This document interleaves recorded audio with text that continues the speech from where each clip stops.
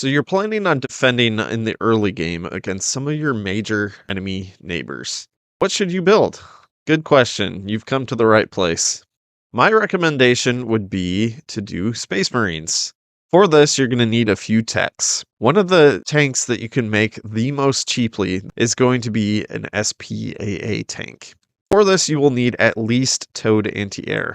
And you will need at least interwar tank development. Although you can fairly easily research at least to the 1934 light. The basic light tank chassis is going to give you 15 armor as a base stat.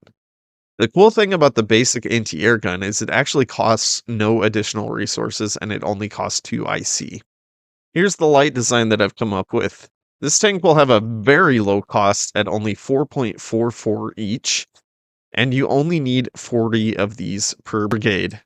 And it's going to give you 25 armor.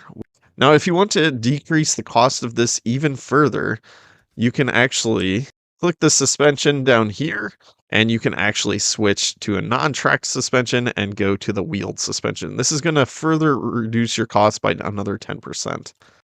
And now we have that cost down to 3.88 per tank. All right, so I've now added in the light SP anti-air into the division. Look at that overall division cost, insanely cheap. And you actually have air attack in the division now as well, plus the 11.5 armor.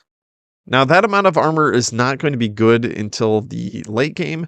Obviously, you can get a better light tank chassis.